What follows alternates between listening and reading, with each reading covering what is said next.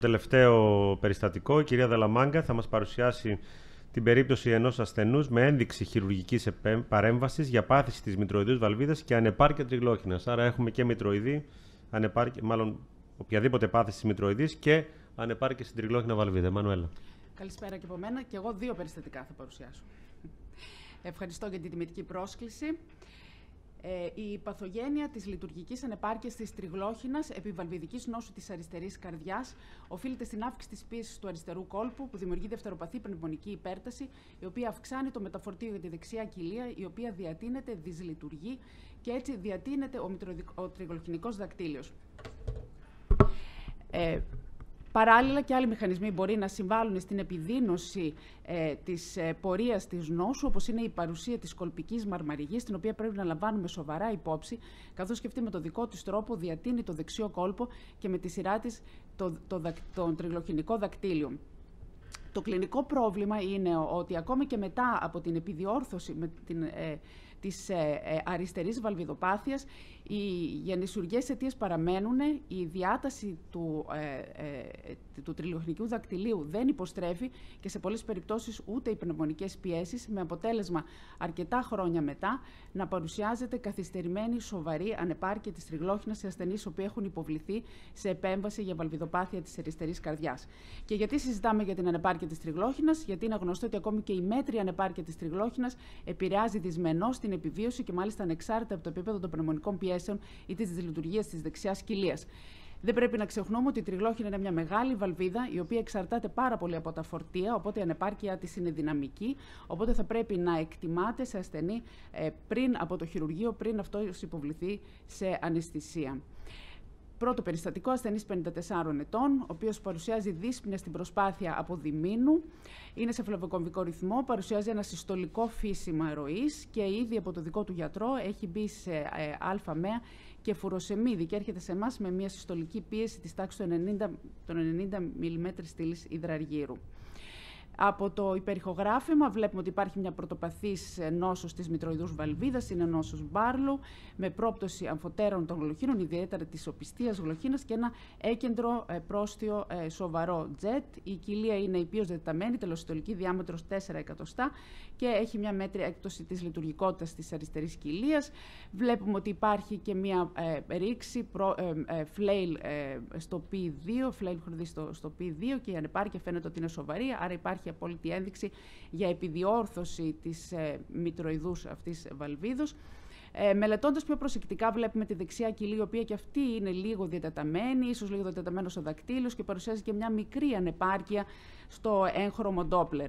Απεικονίζουμε την τριγλόχινα βαλβίδα από πολλές προβολές με βαθιές διαγαστρικές τομές.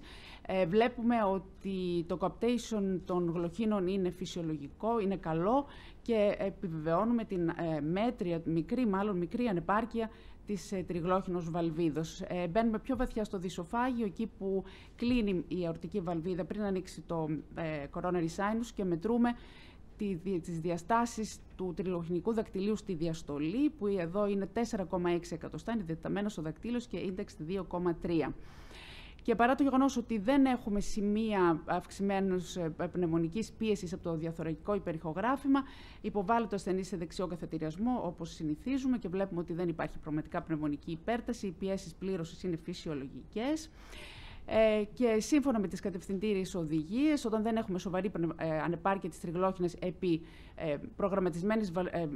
προγραμματισμένου χειρουργείου για την για βαλβίδα της αριστερής καρδιάς, τότε κοιτούμε τον τριγλοχινικό δακτύλιο. Αν αυτός είναι διατεταμένος πάνω από 4 εκατοστά ή ίντεξ 2,1 εκατοστά, τότε συνιστάται με ένδειξη 2α να επιδιορθώνεται και αυτός ταυτόχρονα. Έτσι λοιπόν προχωρήσαμε σε επιδιόρθωση της μητροειδούς βαλβίδος με δακτύλιο και μια συνθετική χορδή και ταυτόχρονη επιδιόρθωση του τριγλοχινικού δακτυλίου με περιεχειρητική διατήρηση του φλεβοκομβικού ρυθμού.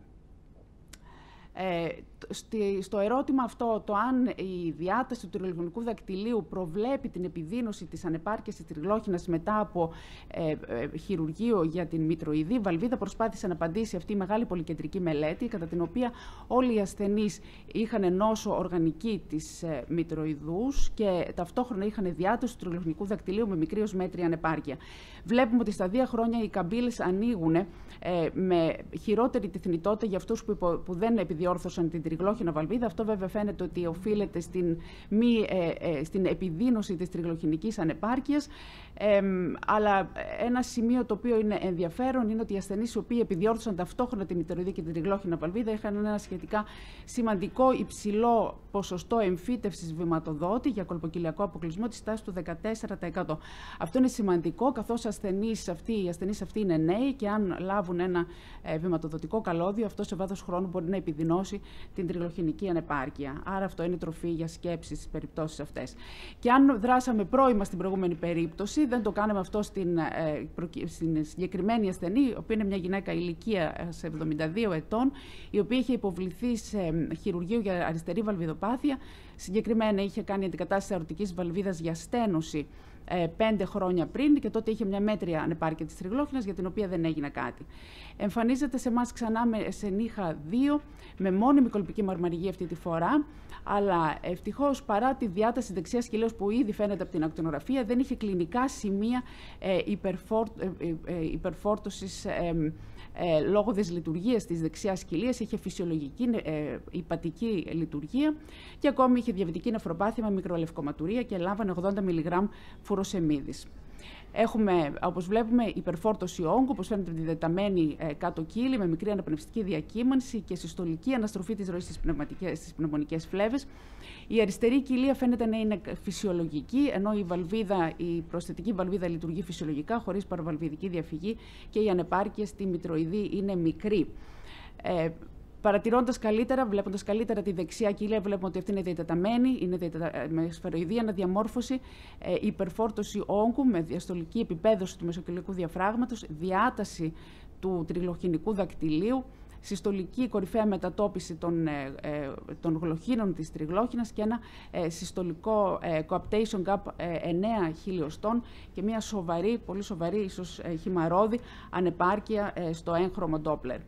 Βλέπουμε ότι το κενό αυτό το οποίο δημιουργείται είναι μεταξύ της διαφραγματικής και της προσθείας γλοχίνος της τριγλόχυνος βαλβίδος και το κενό έχει επίσης μια επιφάνεια, ένα εμβαδό της τάξης του 0,6 τετραγωνικά εκατοστά. Απεικονίζουμε καλύτερα το JET, βλέπουμε ότι είναι πραγματικά μεταξύ της προσθείας και της διαφραγματικής γλοχίνος, είναι σοβαρό, γεμίζει όλο το δεξιό κόλπο. Και αυτό δεν χρειάζεται καν ποσοτικοποίηση. Παρ' όλα αυτά, ενδεικτικά θα πω ότι η βένα contracta, το 3D ήταν 0,8x0,9. Το ποσοτικό στόμιο, το αέρο, το ποσοτικό ήταν 1,2 τετραγωνικά εκατοστά και ο παλινδρομούν όγκος αίματος 77 ml. Αλλά αυτά δεν χρειάζονται καν. Αν κοιτάξει μόνο κανείς το πυκνό τριγωνικό σήμα του Doppler στην τριγλόχυνα, θα καταλάβει ότι πρόκειται για μια πολύ σοβαρή ανεπάρκεια. Το επόμενο βήμα είναι να κοιτάξουμε τη δεξιά κοιλία και τη λειτουργία της. Τα μονοδιάστατα μεγέθη του TDI και το TAPSE μας δείχνουν ότι υπάρχει επηρεασμένη λειτουργία της δεξιάς κοιλίας, όμως αυτό δεν επιβεβαιώνεται από το strain της δεξιάς κοιλίας, το οποίο, αν και εξαρτάται από τα φορτία, μας δίνει περισσότερες πληροφορίες για τη συσταλτικότητα και είναι στα όρια του φυσιολογικού. Και ξέρουμε ότι το GLS της δεξιάς κοιλίας πάνω από 20 σε σοβαρή ανεπάρκεια της τριγλόχυνας μας δείχνει ότι η συσταλτικότητα της κοιλίας είναι μάλλον φυσιολογική. Και βέβαια η ταχύτητα του TR της ανεπάρκειας δεν συνάδει με τον βαθμό της βαρύτητας της ανεπάρκειας της τριγλόχυνας, αλλά ούτε και με τις πνευμονικές πιέσεις πολλές φορές. Παρ' όλα αυτά μετρούμε και τον δείκτη TAPSE δια το PASP της συστολικής πίεσης της δεξιάς κοιλίας, το οποίο μας δείχνει την σύζευξη μεταξύ της δεξιάς κοιλίας και της πνευμονικής κυκλοφορίας και ουσιαστικά μας λέει αν υπάρχει συστολική εφεδρεία της δεξιάς κοιλίας για τις συγκεκριμένες πνευμονικές πιέσεις. Βέβαια αυτό είναι ένα μέτρο κυρίως της διαστολικής της λειτουργίας της δεξιάς κοιλίας και δεν μας λέει πολλά πράγματα για τη συσταλτικότητα της δεξιάς κοιλίας. Αν πέσει η συστολική πνευμονική πίεση, τότε και αυτός ο δείκτης θα βελτιωθεί.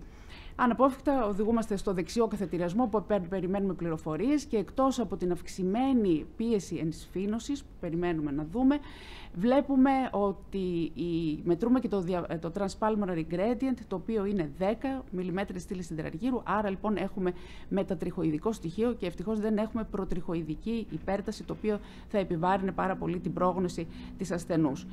Υπολογίζουμε την καρδιακή παροχή και τις πνευμονικές αντιστάσεις, οι οποίες είναι 2,4 Wood units, είναι κάτω από το cut-off των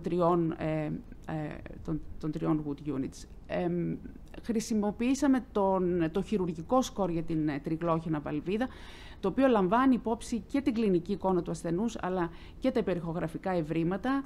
Η ασθενής μας ανήκε στην χαμηλή κατηγορία, με ένα περιεχειρητικό κίνδυνο της τάξης του 3%, καθώς δεν είχε ευρήματα συμφόρησης από τη δεξιά κοιλία.